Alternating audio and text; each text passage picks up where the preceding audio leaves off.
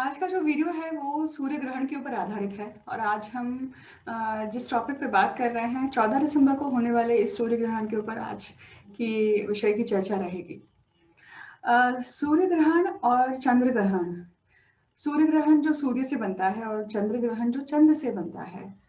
अब यहाँ पे एक महत्वपूर्ण बात जो है जो हमें समझना चाहिए कि ग्रहण अगर हमारे भाग में दिखाई नहीं देता है तो क्या इसे इम्पोर्टेंट मानना चाहिए? क्या इसे मानना चाहिए कि नहीं कि ग्रहण हमारे ऊपर कुछ असर डालता है कि नहीं डालता है?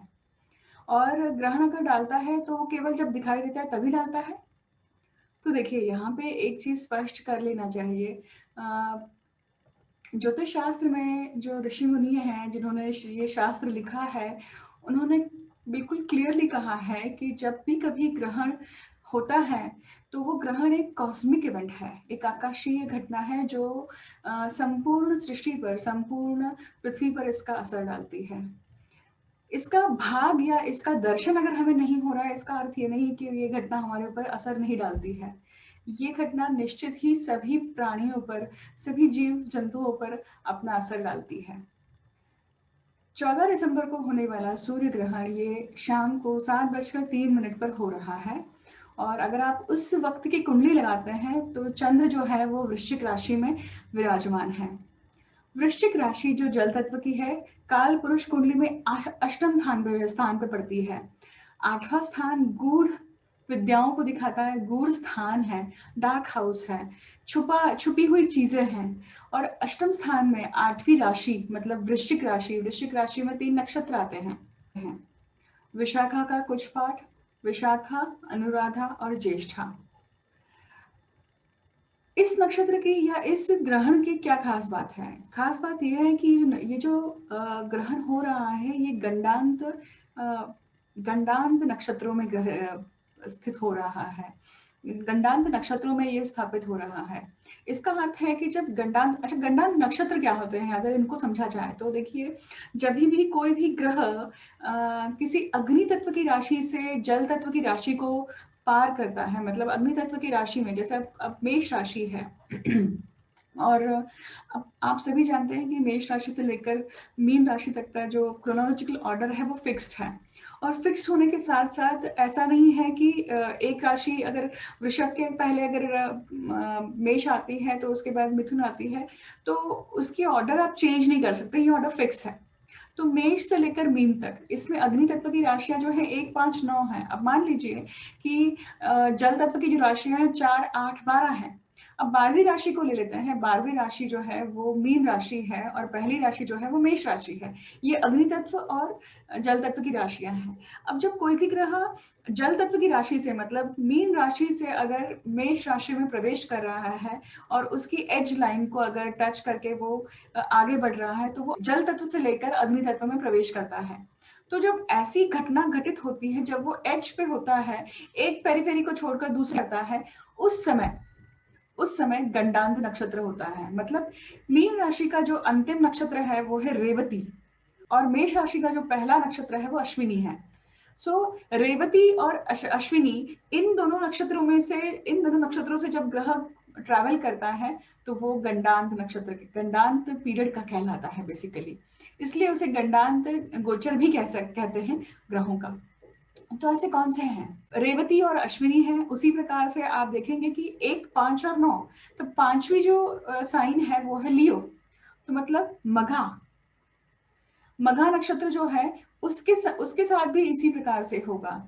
जब जब कोई भी ग्रह ट्रांजिट लेता है तो 1, 5 और 9 इनमें से जब भी कोई भी ग्रह अंतिम नक्षत्रों से क्रॉस करते हैं तो वो गंडांत नक्षत्रों से क्रॉस करते हैं। कोई भी ग्रह जब अश्लेषा और मघा में स्थित है और अश्लेषा से मघा में गोचर कर रहा है तभी वो गंडांत नक्षत्रों से गोचर कर रहा है। अब देखिए, ये जो घटना है आज जिसके ऊपर हम बात कर रहे हैं वो किस बारे में है? वो वृश्चिक के बारे में है। तो वृश्चिक की जो अंतिम जो नक्षत्र है वो है ज्येष्ठा।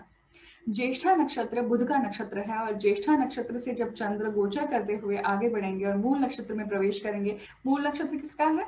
धनु राशि का। तब वो गंडांत गोचर कहलाएगा नक्षत्र का, जो चंद्र का गोचर है। चंद्र मन का कारक है। चंद्र वृश्चिक राशि में नीच का होता है। कोई भी ग्रह का गोचर जब उसकी नीच राशि में होता है तो वो अपने आप को वीक फील करता है। ये ग्रहण जो है ये वृश्चिक राशि में हो रहा है। वृश्चिक राशि का स्वामी मंगल कहाँ स्थित है, सबसे पहले आप सबको अपनी कुंडली में वो देखना चाहिए। फिर ये देखना चाहिए कि आपका चंद्र वृश्चिक राशि से कहाँ पर है, क्योंकि उसी से एंगुलर डिस्टेंस बनता है, उसी से आपको कर्मफल की जो जो भी इवेंट्स मिलने वाले हैं उसी हिसाब से मिलेंगे। क्या वो आपके ऊपर प्रभावी रहेंगे कि नहीं रहेंगे, उसी से समझ में आएगा। अंशात्मक जो भी ग्रहों के गोचर होते हैं वो योग बनते हैं, जैसे नवपंचम योग है, केंद्र योग है, या गजकेसरी योग है। ये अलग अलग अंशात्मक मतलब डिग्रियों के से जो बनता है वो डिग्री की दूरी से जो बनता है वो अंशात्मक योग होता है। एक ग्रह दूसरी डिग्री से किस स्थान पे बैठा हुआ है। हम यहाँ पे ग्रहण की बात कर रहे हैं। ग्रहण के लिए आपको अब यहाँ पे फोकस करना है वृश्चिक राशि पर, वृश्चिक राशि पर, चंद्रमा पर, मंगल पर, और आपको ज्येष्ठा नक्षत्र पे भी फोकस करना है। तो हमने 4 चीजें यहाँ पे समझ ली है। तो वृश्चिक राशि आपकी पत्रिका में कहाँ बैठी है ये आप देखिए सबसे पहले। फिर आपको देखना है कि मंगल आपकी पत्रिका में कहाँ बैठा है, वो आप समझ लीजिए, उसको भी नोट कर लीजिए। चंद्र आपकी पत्रिका में कौन सी राशि में है वो देख लीजिए। उसके बाद में ज्येष्ठा नक्षत्र जो है, क्या उसमें कोई ग्रह है, ये भी आपको नोटिस करना है। अगर ये सारे फैक्टर्स अगर टिक हो रहे हैं तो इस ग्रहण का कुछ ना कुछ इफेक्ट आपको भी आएगा। अब दूसरी बात करते हैं। जब भी कोई भी ग्रह का गोचर गंडांत नक्षत्रों में से प्रवेश होता है या गंडांत नक्षत्र में कोई ग्रहण होता है, तो इसके जो इफेक्ट्स होते हैं वो काफी सटल होते हैं, काफी डीप इम्पैक्टफुल होते हैं। क्योंकि गंडांत जो है ये जो समय है इसे हम काफी वेलनरेबल समय बोलते हैं, क्योंकि एक ग्रह जो है वो जल के जोन से निकलकर अग्नि जोन में प्रवेश कर रहा है। तो आप समझ सकते हैं कि ये जो ट्रांजिशन है ये काफी काफी वल्नरेबल, काफी वीक स्टेज में हो सकता है। तो इसका अच्छा इम्पैक्ट भी हो सकता है और इसका नेगेटिव इम्पैक्ट भी हो सकता है। पॉजिटिव नेगेटिव हमारी स्टेट ऑफ माइंड पे भी बहुत डिपेंड करता है। जिन पॉइंट्स को मैंने आपको अभी बताया है वो पॉइंट्स अगर आपकी पत्रिका में वीक हैं तो आपके ऊपर इसका इम्पैक्ट हो सकता है कि नेगेटिव रूप से भी हो। बट अगर आप ये सभी पॉइंट्स आपके पत्रिका में बल लेकर मतलब स्ट्रेंथ के साथ बैठे हुए हैं तो आपके लिए ये जो ग्रहण है ये अच्छा कुछ ना कुछ लेकर आ सकता है। और एक बात, अब आपको देखना है कि मैंने जैसे आपको इन 4 पॉइंट्स के बारे में बताया, फिर आपको ये भी देखना चाहिए कि आपकी दशा कौन सी चल रही है, महादशा कौन सी चल रही है, आपकी अंतरदशा कौन सी चल रही है, प्रत्यंतर दशा कौन सी चल रही है, और ग्रहों का गोचर किस प्रकार से अपने आप में दूरी बनाए हुए हैं। जब आप इन सब छोटी मोटी इन सब पॉइंट्स को अगर आप पूरी तरह से ओवरऑल एनालिसिस करते हैं तो आपके सामने एक सही रूप से एक कंक्लूजन तैयार होता है। नक्षत्र गोचर के ऊपर मैं कोशिश करूंगी कि और एक वीडियो डालूं, तो क्योंकि ये वीडियो अन्यथा काफी लंबा हो जाएगा। अब हम बात करेंगे कि ये ग्रहण जो है वृश्चिक राशि का, ये किस प्रकार से परिणाम दे सकता है। ग्रहण की जो राशि होती है, जिस राशि में चंद्र स्थित होता है और जब ये ग्रहण लगता है तो वो राशि बहुत बड़ी इंपॉर्टेंट होती है, क्योंकि वो प्लेटफॉर्म स्थापित करती है कि वो प्लेटफॉर्म आपके लिए किस प्रकार की घटनाएं लेकर आने वाला है। अब ये प्लेटफॉर्म कौन सा है, जल तत्व का प्लेटफॉर्म है, वृश्चिक राशि का है। वृश्चिक राशि में चंद्रमा नीच का होता है, तो मतलब इसका सबसे पहला इफेक्ट क्या होगा, इसका सबसे पहला इफेक्ट आपके मानस पर होगा। क्योंकि चंद्र क्या है, मन का कारक है। चंद्र क्या है, मूड है, फ्लक्चुएशंस है, आपके माइंडसेट है, आपका सेंसिटिविटी है, आपकी इमोशनल कोशेंट है, कि आप किसी भी चीज को लेकर, किसी भी घटना को लेकर, किसी भी सिचुएशन में आप किस प्रकार से रिएक्ट करते हैं, आपका मानस है। तो अब यहाँ पे वृश्चिक राशि में चंद्र है, तो इसका अर्थ है कि उस समय हो सकता है कि आपका मानस थोड़ा सा हिला हुआ हो। डिपेंड करता है कि आपकी पत्रिका में ये सभी पॉइंट्स जो मैंने अभी बताए हैं ये आपकी पत्रिका में किस प्रकार से बैठे हैं। अब देखिए, वृश्चिक राशि गूढ़ तत्व की राशि है, जल तत्व की राशि है, मोक्ष त्रिकोण है। तो ये जो ग्रहण है ये ज्यादातर या मैक्सिमम ये आपके स्पिरिचुअल लेवल पे काम करेगा। ये आपके 8th हाउस को ज़्यादा एक्टिवेट कर रहा है, 8th साइन को एक्टिवेट कर रहा है। अब ये पत्रिका में आपके पत्रिका में कहाँ बैठे हैं उसके ऊपर डिपेंड करता है। तो प्रॉपर्टी के इश्यूज़, इवन बहुत लोग इसी समय में प्रॉपर्टी झट से लेंगे, सडन इवेंट होंगे, sudden property buying, property selling, दोनों चीज़ें हो सकती हैं। फिर ये हो सकता है कि इसी दौरान आपको आपकी पैतृक संपत्ति मिले, आपकी पत्नी की या आपके पति की, आपके स्पाउस की इनकम की रेज़ हो, ये भी हो सकता है, या घटना कम हो, कुछ ना कुछ इससे संबंधित भी हो सकता है। झट मंगनी, पट ब्याह, ये भी संभव है, क्योंकि लड़कियों के लिए या स्त्रियों के लिए, स्त्रियों की कुंडलियों में 8वां स्थान या 8वीं जो राशि है, ये मांगल्य स्थान को दर्शाती है, मांगल्य भाव को दर्शाती है, तो ये भी घटनाएँ घटित हो सकती हैं। अगर आप देखेंगे तो सट्टा बाज़ार या स्टॉक मार्केट, इन सब चीज़ों को लेकर भी इसका एक इम्पैक्ट आएगा। क्यों आएगा? क्योंकि ये आपके 5वें भाव से चौथी पड़ती है, तो इसको भी, ये स्पेकुलेशन को भी बढ़ाती है, ये ईज़ी मनी है इसलिए भी। 8वें भाव से जो पैसा मिलता है वो नुकसान के बाद मिलता है, कुछ न कुछ खोने के बाद मिलता है। डिसीज़्ड, जैसे हम बोलते हैं पैतृक संपत्ति मिलती है, पैतृक संपत्ति तभी मिलती है जब हमारे जो क्लोज्ड वन्स हैं या हमारे जो, उनके जाने के बाद हमारे पास में वो चीज़ आती है। इसका अर्थ है कि कहीं न कहीं आपको उस चीज़ का ध्यान रखना चाहिए कि ये जो भी घटनाएँ घटित हो रही हैं, इसकी थीम ही कुछ ऐसी हो सकती है कि कुछ न कुछ थोड़ा-सा ऑड इवेंट होने के बाद में उसकी आपको अच्छाई नज़र आए। अब देखते हैं कि ये जो गोचर है या ये ग्रहण है, ये आपके हर राशि के लिए किस प्रकार से होगा।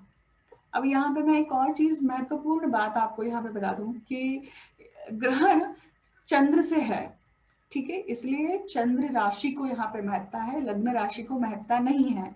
हम ये ग्रहण जो है, ग्रहण का इफ़ेक्ट जो है, ये चंद्र राशि से देखेंगे।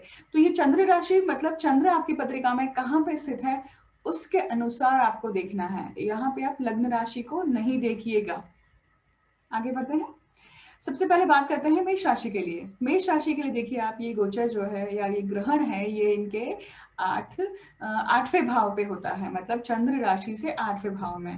क्योंकि दोनों का स्वामी मंगल है, मंगल की स्थिति देख लेनी चाहिए। मंगल की स्थिति जो है, अभी आप देखेंगे, मंगल की स्थिति है, मंगल अभी फ़िलहाल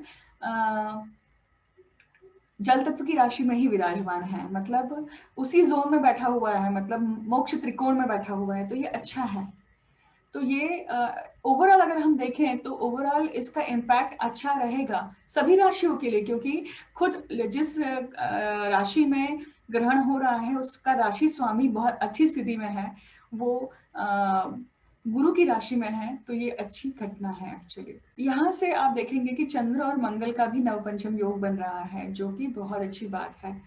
और नवपंचम योग जब बनता है तो अ, इसकी इसका इफ़ेक्ट जो है अच्छा दिखता है। अब मेष राशि के लिए ये जो गोचर है या मेष राशि के लिए ये ग्रहण का इफ़ेक्ट जो है, ये बेसिकली पूरा 8वें भाव से संबंधित ज़्यादा रहेगा और डेफ़िनेटली इनके व्यय भाव से भी। तो घटनाएँ आपके व्यय भाव से, मतलब खर्चा होने की संभावनाएँ हैं, हॉस्पिटल की विज़िट होने की संभावनाएँ हैं, कहीं न कहीं आपका फ़ॉरेन से अगर कुछ संबंध बन रहा था, जाने का चल रहा था, वीज़ा के इश्यूज़ हैं, तो वो सडनली बन सकते हैं, सडनली रुक सकते हैं। कुछ न कुछ उससे रिलेटेड घटनाएँ घटित हो सकती हैं। अगर हम वृषभ राशि की बात करें, तो वृषभ के लिए जो गोचर है या ये ग्रहण है, ये उनके 7वें भाव में हो रहा है। तो उस समय आपको ध्यान रखना है कि आप अपने स्पाउस के साथ में, आप जिन लोगों से मिल रहे हैं, हालाँकि कोरोना की सिचुएशन में बहुत हद तक हम अवॉइड करते हैं, तो वो चीज़ भी आपको ध्यान रखनी है कि यहाँ पे कुछ न कुछ आपके मूड स्विंग्स हो सकते हैं। मूड स्विंग्स हो सकते हैं या फिर ये हो सकता है कि कुछ ऐसे लोग आपको कार्मिकली मिले जिनके कारण जो काम आपके कहीं बहुत रुके पड़े हुए थे, वो अचानक कुछ लोगों के आने की वजह से वो चैप्टर आपके लाइफ में ओपन हो जाते हैं और वो काम बनने लग जाते हैं। तो काम कौन से हो सकते हैं? वो हो सकता है कि आपका, एक तो सबसे पहले तो आपका फॉरेन विज़िट हो सकता है, आपका बाहर जाने का हो सकता है, वीज़ा का इश्यू हो सकता है, वो आपके शादी का भी इश्यू हो सकता है, मैरिज बंधन में बंधना हो सकता है। अगर मैरिटल रिलेशनशिप में कुछ न कुछ प्रॉब्लम चल रही है तो उससे उसकी पिन पॉइंट हो सकती है कि वो कौन-सी घटना थी या कौन-सा क्या कारण है जिसके कारण ये चीज़ हो रही है। तो ये चीज़ आपके आपके लाइफ में होने की संभावनाएं हैं। अगर हम मिथुन राशि की बात करें तो मिथुन राशि के लिए ये ग्रहण जो है ये उनके छठवें भाव में हो रहा है। छठवां भाव आपके कंपटीशन का है, रोग भाव है, शल रिपुओं का है, आपकी सर्विस का है। तो ग्रहण की थीम जो होती है, ग्रहण की जो ऊर्जा होती है वो सडन होती है, वो फटाक से कोई चीज या दबे पाव आने की जो उसकी एक हैबिट होती है वो होता है। हालांकि इसका इफेक्ट लंबा रहता है। तो हो सकता है कि सर्विस से संबंधित कुछ ना कुछ घटना घटित हो सकता है कि अगर आप कोई कॉम्पिटिटिव एग्जाम ट्राई कर रहे हैं, अगर आप बाहर के देशों में पढ़ाई करने के लिए जाने की कोशिश कर रहे हैं, तब यहाँ पे आपको यश मिल सकता है। तब आपको यहाँ पे आप जो भी एग्जाम के लिए ट्राई कर रहे हैं तो उसमें आपको अच्छे मार्क्स मिल सकते हैं। आपको जैसे टॉफिल हुआ, जीआरई हुई, या फिर इसके लिए अगर आप ट्राई कर रहे हैं तो इसकी पॉसिबिलिटी है कि आप स्कोर कर लें। अगर मैं कहूँ कि अगर आप इसी में डिस्प्यूट कुछ चल रहा है, कोई लीगल डिस्प्यूट चल रहा है, तो ये समय है ऐसा है कि खुद जो जिस भाव में ग्रहण हो रहा है उसका भावेश जो है वो अच्छी स्थिति में होने के कारण, परंतु शनि की दृष्टि है उसके ऊपर, तो डिले हो सकता है। वो कोई भी निर्णय अगर आप एक्सपेक्ट कर रहे हैं तो वो निर्णय थोड़ा सा डिले हो सकता है, 2 से 3 महीने और ज़्यादा लग सकते हैं। इसकी भी आप ये भी आप बात ध्यान में रखिए। कर्क लग्न के लिए, कर्क लग्न नहीं, कर्क राशि के लिए अगर हम देखें तो कर्क राशि के लिए जो गोचर है ये उनके पंचम भाव में हो रहा है। कर्क राशि, अब देखिए चौथे भाव से ये दूसरा भाव है। चौथा भाव आपके प्रॉपर्टी का है, आपके घर का है, उसका फायदा होना, क्योंकि दूसरा भाव क्या है, संपत्ति का है, धन का है, धनेश है। अगर हम किसी भी भाव से देखते हैं तो पांचवें भाव का स्वामी जो है वो 9वें भाव में बैठा हुआ है। इसका अर्थ है कि कहीं ना कहीं आप देखेंगे कि चौथे भाव से ये छठवें भाव में बढ़ रहा है। मंगल जो है वो ये इफेक्ट लाते हैं कि प्रॉपर्टी से रिलेटेड जो अगर कोई मैटर चल रहा है, बच्चों से संबंधित कोई मैटर चल रहा है, उनके एग्जाम से, उनके एडमिशन से, आप जहाँ एडमिशन लेना चाह रहे हैं, हो सकता है पॉसिबिलिटी है कि वहाँ पे आपको कुछ समय के लिए आपके सामने कोई ना सिचुएशन आ सकती है, परंतु अगर आप ट्राई करते रहेंगे तो आपको उसमें यश मिल सकता है। स्पेकुलेशन के लिए मैं आप सजेस्ट करूंगी कि अगर पहली बार में अगर आपको नुकसान हो रहा है तो वहां पे आपको रुक जाना चाहिए। लालच बहुत बुरी बला है। अगर आप रुक जाते हैं और जो आप मनी सेव कर सकते हैं किसी और चीज में इन्वेस्ट करिए। वो आप वैयक्तिक इंडिविजुअल रूप से आप अपनी पत्रिका को चेकिंग करवा सकते हैं कि कहाँ पे आपको करना चाहिए। पर हाँ, स्पेकुलेशन, बच्चों से संबंधित, आपके खुद के, आपकी माता से, आपकी माता के दांतों से संबंधित अगर कोई रोग चल रहा है तो ये टाइम पीरियड है कि उसका वो बढ़ सकता है या कुछ ना कुछ उसमें दिक्कतें आ सकती हैं, उसको टेक केयर करिए। तो इस प्रकार से आपको ध्यान रखना चाहिए। सिंह राशि की अगर बात करें तो ये जो ग्रहण है ये उनके चौथे भाव में हो रहा है। सिंह राशि जो अगर आप देखेंगे तो सूर्य भी वहीं पे स्थित है अभी, है ना, तो ग्रहण के समय पे। तो अगर आप इस चीज को नोटिस करते हैं तो ये आपको नोटिस होगा कि जब चौथे भाव में ग्रहण होता है तो ये मानसिक शांति को कहीं ना कहीं डिस्टर्ब करने के लिए सक्षम है।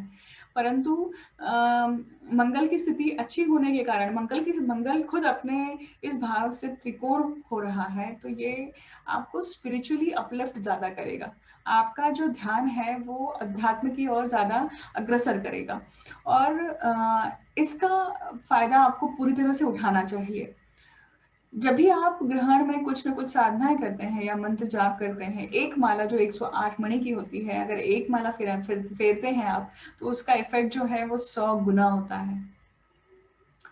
तो मानसिक शांति हुई, आपके माता से संबंधित हुआ, आपके खुद के प्रॉपर्टी से संबंधित हुआ, व्हीकल से संबंधित हुआ, कुछ न कुछ घटनाएं घटित होने की संभावना नजर आती है।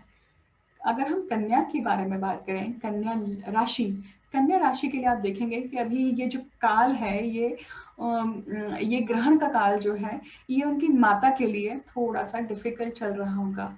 या ये उनके प्रॉपर्टी मैटर के लिए भी कुछ ना कुछ डिफिकल्ट चल रहा होगा, क्योंकि आप देखेंगे कि कन्या लग्न के लिए एक कर्तरी बनी हुई है चौथे भाव के लिए, और ये जो ग्रहण है ये उनके तीसरे भाव में हो रहा है।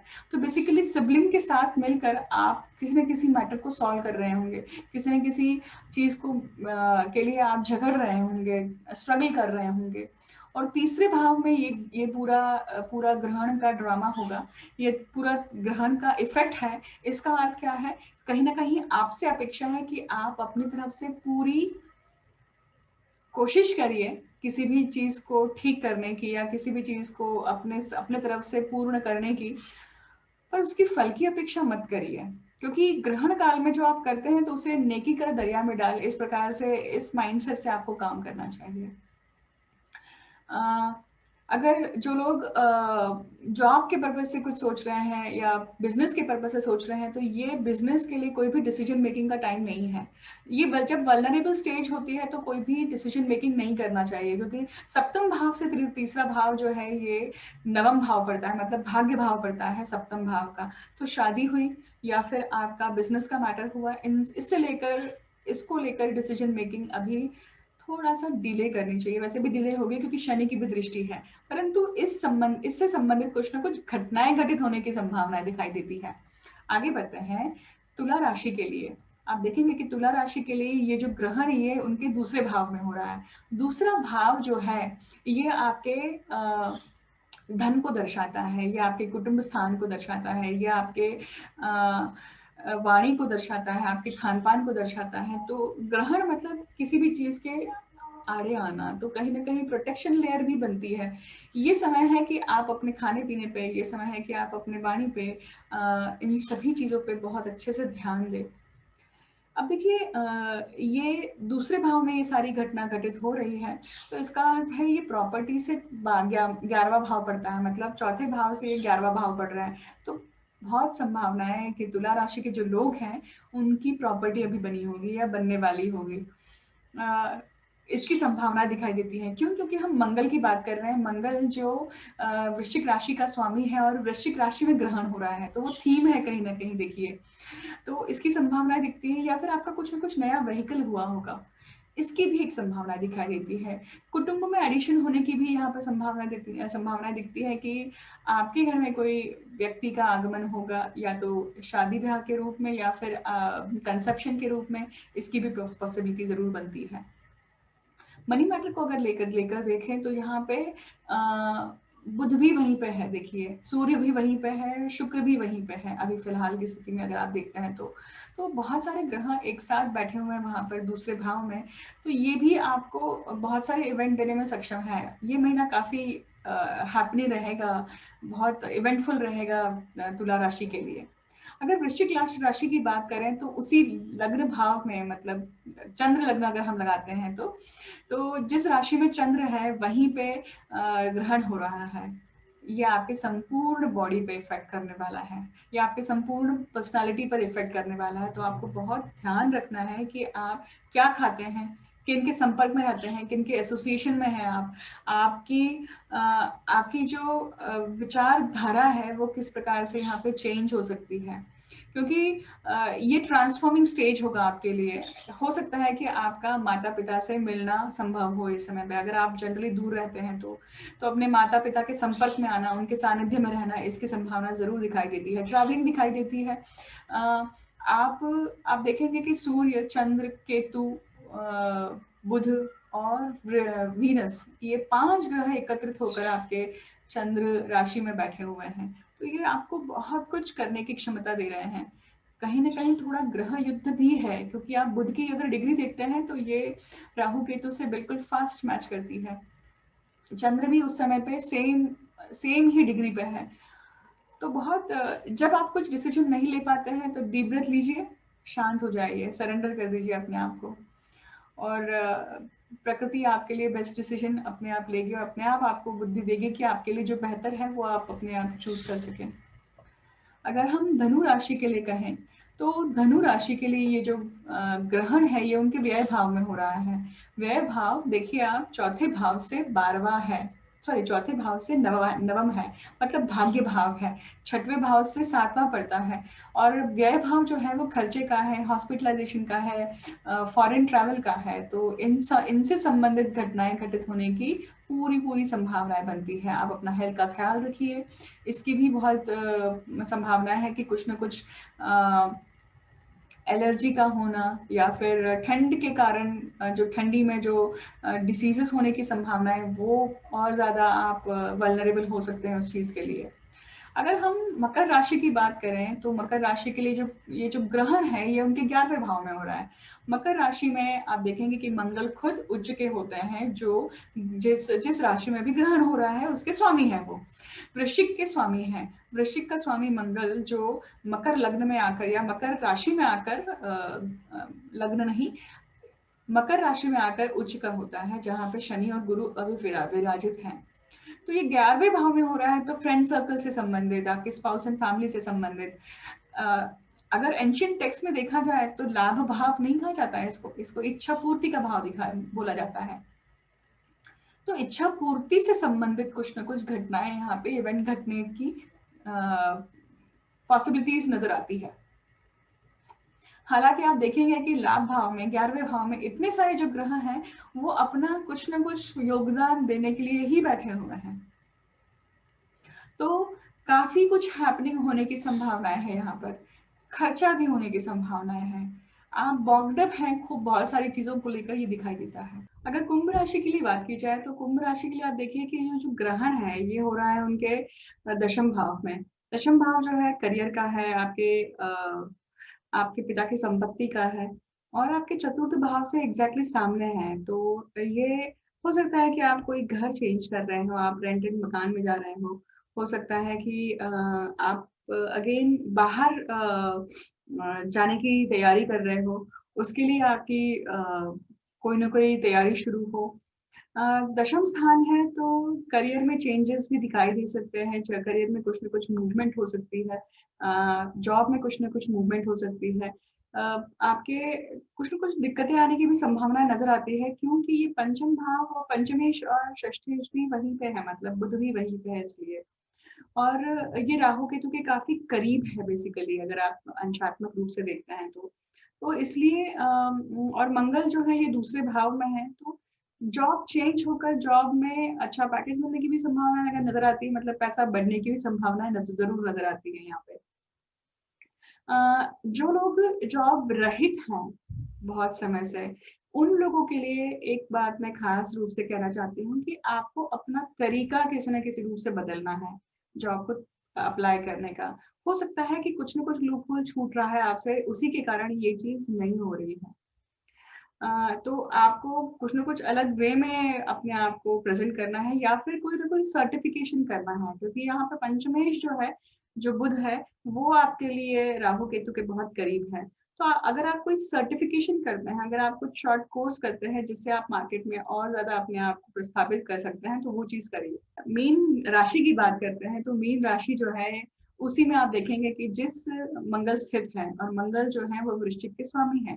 ये पंचम में ये मंगल जो है नवम भाव के स्वामी, और नवम भाव में आपके लिए ग्रहण घटित हो रहा है। नवम भाव पिता का है, देखिए, तो पिता की हेल्थ के ऊपर जरूर ध्यान दीजिए। अगर कुछ टेस्ट आपके बाकी है करने पिता के, कोई फिजिकल बायोलॉजिकल टेस्ट, तो वो जरूर करवाइए। कोई भी अगर प्रॉब्लम चल रही है हेल्थ से संबंधित, उसे जरूर उसे इग्नोर मत करिए, उसे जरूर करिए।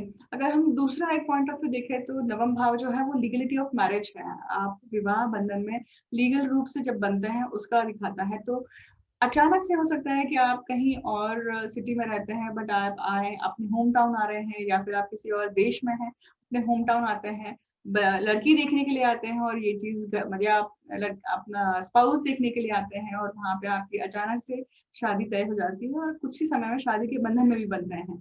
ये सारी चीजें जरूर दिखाई देती है। देखिए, अब्रॉड जर्नी की भी संभावना यहाँ पे जरूर दिखाई देती है। और कहीं ना कहीं आप रिलीजियस एक्टिविटी में भी अपने आप को इंडल्ज करेंगे, ये भी दिखाई देता है। देखिए, इस प्रकार से सभी राशियों के लिए, मतलब चंद्र राशि के लिए जो ग्रहण का काल है, ये इस प्रकार से हम देख सकते हैं। परंतु ग्रहण का जो इफ़ेक्ट है, अगर हमें इसे समझना है कि ग्रहण का इफ़ेक्ट एग्ज़ैक्टली कैसा हुआ है, तो आपको ग्रहण के 3 दिन पहले, ग्रहण के 3 दिन बाद आप अपने मानस को पूरी तरह से अच्छे से नोटिस करिए कि आपके आस-पास क्या घटनाएँ घटित हो रही हैं। ऑब्ज़र्व करिए कि आपको नींद कैसी लगती है, ऑब्ज़र्व करिए कि आपके पास में कौन-सी न्यूज़ आ रही है। आपका चित्त जो है वो कितना स्थिर है, क्योंकि जब तक अगर स्थिरता है तो इसका इसका अर्थ है कि वो जो ग्रहण है उसका इम्पैक्ट आपके लिए अच्छा है। बट अगर आपका चित्त स्थिर नहीं है, तो इसका इम्पैक्ट कहीं न कहीं आपके चित्त को या आपके मन को विचलित करता है। आपको नींद कैसी आती है, आपको स्वप्न कैसे पड़ रहे हैं, आपके शरीर में ऊर्जा का संचार किस प्रकार से चल रहा है इन दिनों। ग्रहण के 3 दिन पहले, ग्रहण के 3 दिन बाद तक मिनिमम ये आपको ध्यान रखना चाहिए और ग्रहण के दिन भी। आप किस प्रकार का अन्न ग्रहण करते हैं, इसके ऊपर भी बहुत डिपेंड करता है कि वो जो काल है, वो आपके लिए किस प्रकार से सुगम होगा या दुर्गम होगा। ये सारी चीज़ें आप नोटिस करिए। ये बहुत सटल ऑब्जर्वेशंस होते हैं, जो आपको निर्णय लेने की क्षमता देते हैं कि ये ग्रहण जो है, ये आपके लिए किस प्रकार से इफ़ेक्ट्स लाएगा। मैं आप सभी को शुभकामनाएँ देती हूँ कि ये जो ग्रहण है इसका जो प्रभाव है ये हम सभी के लिए शुभ हो, शुभप्रद हो। जल्द ही आपसे दूसरे वीडियो को लेकर मिलती हूँ। इस वीडियो को लाने में मुझे थोड़ा-सा टाइम लग गया है। पर्सनल फ्रंट पर काफ़ी कुछ चीज़ें मेरे भी जीवन में चल रही है क्यों और उसी के कारण काफ़ी व्यस्तता रही है। बट जल्द ही आपसे नया वीडियो लेकर आपके सामने पुनः आती हूँ। तब तक के लिए मुझे अंत तक सुनने के लिए बहुत-बहुत धन्यवाद और आप सभी को मैं शुभकामनाएँ देती हूँ। और आने वाला 2021 आप सभी के लिए शुभप्रद हो।